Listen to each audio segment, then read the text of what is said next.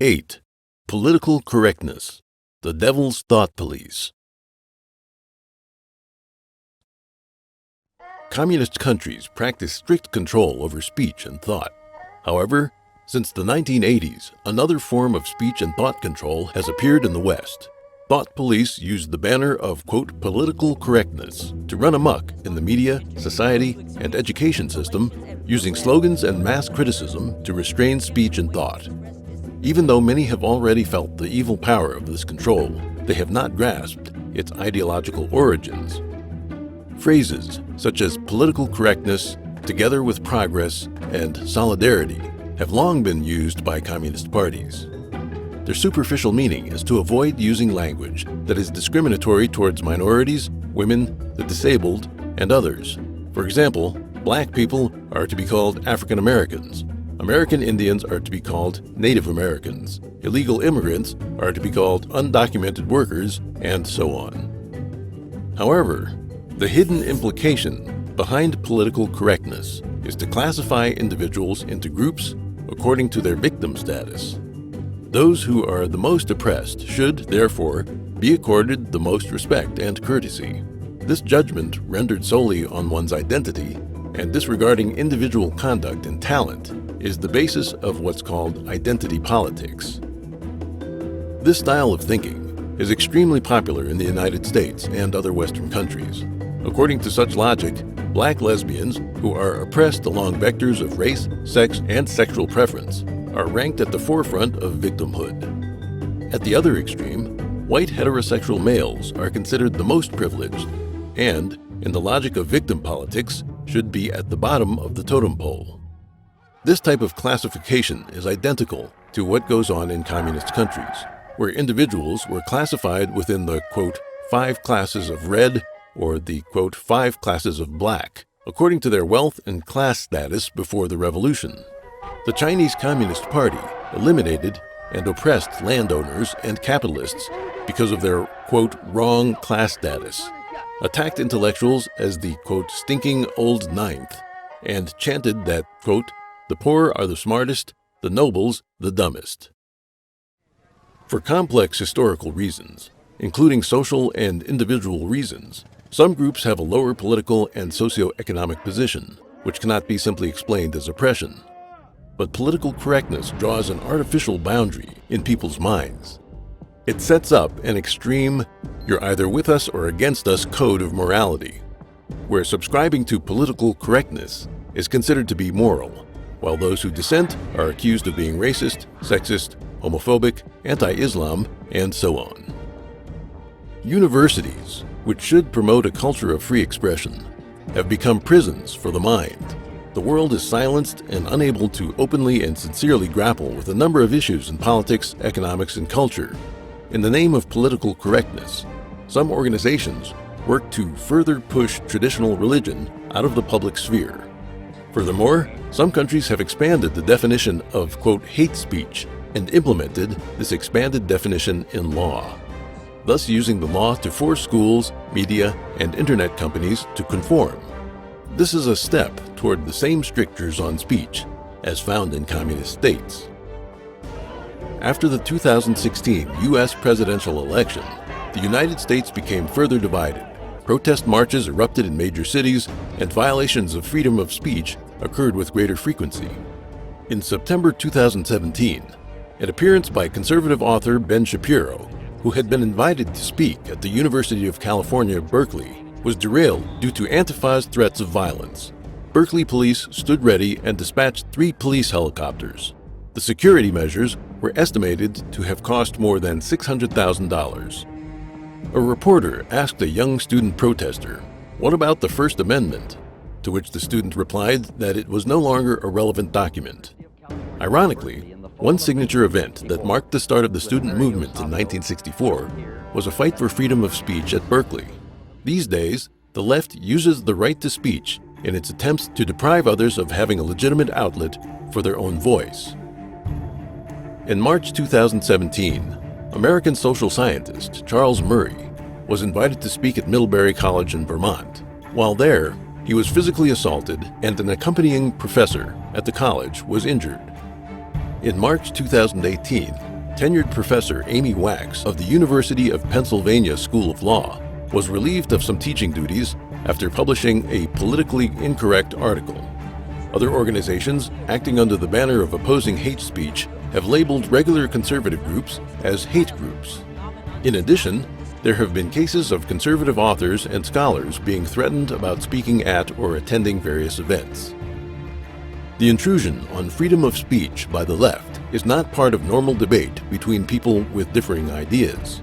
Instead, it's about the specter of communism, using people with ill intent, provoking them to obscure the truth and suppress righteous, or at least normal, voices. Political correctness, in essence, is about substituting deviant political and moral standards for righteous ones. It is the devil's thought police. 9. The spread of socialism in Europe. The Socialist International grew from the Second International, founded by Engels in 1889. When the Second International was established, there existed more than 100 political parties around the world that were founded on Marxism. Of them, 66 were ruling parties that adhered to socialism in their respective countries. The name Socialist International originated in 1951 after World War II, and the organization consisted of social democratic parties from around the world. There are socialist parties descended from the Second International everywhere in Europe, with many of them even becoming ruling parties. The early socialists included Lenin, who encouraged violent revolution, and people like Karl Johann Kautsky and Edward Bernstein, who promoted progressive reform. Within the Socialist International, socialist democracy and democratic socialism have been almost identical. They both promote the idea that socialism is the new system that will replace capitalism. Currently, the Socialist International consists of more than 160 organizations and members. It is the largest international political organization in the world. The European Socialist Party, active in the European Parliament, is also an ally of the Socialist International. Its members are the social democratic parties of the EU and surrounding countries.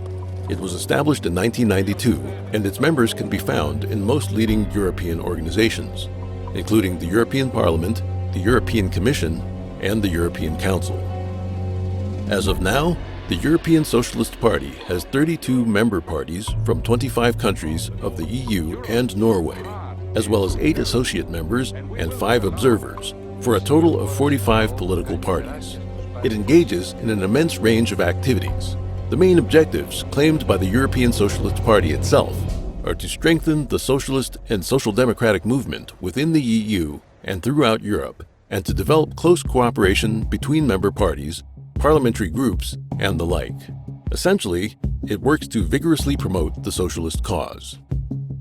The Swedish Social Democratic Party, the ruling party of Sweden, openly claims that it uses Marxism as its theoretical guide.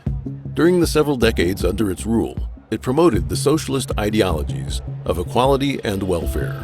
Portraits of Marx and Engels still hang in the party's halls today. The guiding principles of the UK's Labour Party are based on Fabian socialism. As discussed earlier, Fabian socialism is simply another version of Marxism, but one that stresses using gradual methods to effect the transition from socialism to communism.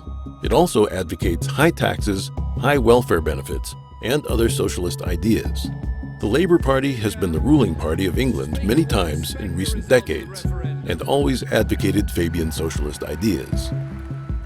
The British Communist Party has also been very active in trying to influence British politics, even running its own newspaper, the Morning Star. The party was established in 1920, and during its peak, its members were elected to the House of Commons. At the start of recent elections in England, the British Communist Party suddenly announced that it intended to support the leading left-wing politician of the Labour Party. One important member of the Labour Party has spent 40 years promoting socialism and the nationalization of assets. In September 2015, he became head of the Labour Party with an overwhelming lead of 60%. When a BBC reporter inquired about his views on Marx, he praised Marx as a great economist and a, quote, fascinating figure who observed a great deal and from whom we can learn a great deal. The Socialist Party is France's largest center-left political party and a member of the Socialist International and Party of European Socialists. Its presidential nominee was elected to lead the country in 2012. Italian veteran communist Antonio Gramsci not only founded the Communist Party of Italy in 1921, but also served as its general secretary.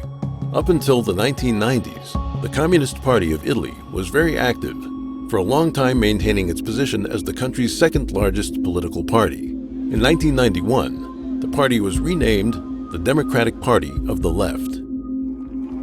Germany is no exception. It is the birthplace of Marx and Engels, and home to the influential Frankfurt School, another expression of Marxism. Other European countries, like Spain and Portugal, have active communist political parties with significant influence. All of Europe, not only the countries of Eastern Europe, is dominated by communism. Non-communist countries in Northern Europe, Southern Europe, and Western Europe are all intentionally or unintentionally promoting and hosting communist ideologies and policies. To say Europe is, quote, in enemy hands is not an exaggeration. 10. Why do we fall for the devil's tricks? American sociologist Paul Hollander, in his book Political Pilgrims, told the stories of many young intellectuals enamored with communism who traveled to the Soviet Union, Maoist China, and Communist Cuba. While horrifying abuses were taking place, these young political pilgrims were shown none of it, and, upon their return to their countries, enthusiastically wrote books glorifying socialist policies. Communist ideology is an ideology of the devil, and as time has passed, people have seen increasingly clearly that everywhere communism goes, it is accompanied by violence, lies, war, famine, and dictatorship. The question is, why are there still so many people who wholeheartedly help the devil spread its lies, even becoming its obedient tools? In the United States, for example, people of different time periods were attracted to communism for different reasons. The very early members of the Communist Party USA were immigrants. Their economic status was low, and it was hard for them to blend into the community. They thus joined the party, mainly due to influences from their homelands, primarily Russia and Eastern European countries. After the Great Depression, the influence of Marxism in the West dramatically increased, and almost the entire intellectual class in the West began a leftward turn. Numerous intellectuals went to visit the Soviet Union, and after returning home, gave speeches and wrote books promoting communist ideology. Those involved included many influential thinkers, writers, artists, and reporters. The baby boomer generation entered college during the 1960s, growing up in post-war affluence, yet they were misled by communist-inflected ideologies into taking up other countercultural stances in the form of anti-war protests, feminism, and the like. The next generation of students was taught left-leaning material right out of their textbooks because their teachers were the tenured radicals. Thus, communism's long march through the institutions had finally succeeded, beginning a cycle intended to reproduce and maintain itself forever. In a book dedicated to exposing communism, Masters of Deceit, FBI Director J. Edgar Hoover, whose tenure ran 37 years, classified communist activists into 5 groups: open party members, underground party members, fellow travelers, opportunists, those who support the party for self-interest, and dupes. In reality, there are very few extremely evil and die-hard communist activists. It's much more the case that the majority of Communist Party members were simply taken in. American journalists John Silas Reed and Edgar Snow played major roles in promoting communist ideology around the world, with Reed's book 10 Days That Shook the World and Snow's Red Star Over China. Reed is one of the 3 Americans who was buried in the Kremlin Wall necropolis, meaning that he himself was a communist activist. His description of the October Revolution was not an objective reporting of the actual events, but carefully crafted political propaganda. Snow was a fellow traveler of communism. In 1936, the interview outline he provided to a CCP member included questions in a dozen areas, including diplomacy, defense against enemy invasion, views on unequal treaties, foreign investment, views on Nazis, National Socialists, and more. Later, Mao Zedong met Snow in a cave home in Shanbei, the northern portion of Shanxi province, to answer questions so that a favorable impression of the CCP could be created. The young and naive Snow was used as a tool by the treacherous CCP to broadcast its carefully crafted lies to the world. Yuri Bezmenov, a former KGB spy, recalled his experience of receiving foreign, quote, friends when he worked as a spy. Their schedule was partially arranged by the Foreign Intelligence Service of the Russian Federation. Their visits to churches, schools, hospitals, kindergartens, factories, and more were prearranged. Those involved were communists, or politically trustworthy, and had undergone training to make sure they would speak with one voice. He cited as an example the time when Look, a major American magazine in the 1960s, sent journalists to the Soviet Union and ended up printing materials prepared by Soviet security forces, including photos and print copy. Thus, Soviet propaganda went out into the public under the name of a U.S. magazine, misleading Americans. Bezmenov said that many journalists, actors, and star athletes can be excused for being blind to the realities while visiting the Soviet Union, but that the behavior of many Western politicians was unforgivable. They wove lies and sought cooperation with the Soviet communists for their own reputation and profit, he said, calling them morally corrupt. In the book, You Can Still Trust the Communists to Be Communists, Dr. Fred Schwartz analyzed why some young men from wealthy families became fond of communism. He listed 4 reasons. First, disenchantment with capitalism. Second, belief in a materialist philosophy of life. Third, intellectual hubris. And fourth, an unfulfilled religious need. Intellectual hubris refers to the experience of young people from the ages of about 18 to 20 who easily fall prey to communist propaganda due to their partial understanding of history, their anti-authoritarian resentment, and their desire to rebel against tradition, authority, and the ethnic culture they grew up in. An unfulfilled religious need refers to the fact that everyone has a kind of religious impulse inside them, driving them to transcend themselves. However, atheism and the theory of evolution, instilled by their education, make them unable to derive satisfaction from traditional religions. The communist fantasy of liberating mankind takes advantage of this latent human need and serves as their substitute religion. Intellectuals tended to be fooled by radical ideologies. Such a phenomenon has drawn the attention of scholars. In his book, The Opium of the Intellectuals, French philosopher and sociologist Raymond Aron pointed out that on one hand, 20th century intellectuals severely criticized the traditional political system, while on the other hand, they generously tolerated or even turned a blind eye to the dictatorship and slaughter in communist states. He saw the left-wing intellectuals who turned their ideology into a secular religion as hypocritical, arbitrary, and fanatical. In his book, Intellectuals, From Marx and Tolstoy to Sartre and Chomsky, Paul Johnson, a British historian, analyzed the lives and radical political views of Rousseau and a dozen intellectuals who followed him. He found that they shared the fatal weaknesses of arrogance and egocentrism. In his book, Intellectuals and Society, the American scholar Thomas Sowell also illustrated extensively the extraordinary arrogance of these intellectuals. Since the 1960s, communism has engaged in a large-scale invasion of American education.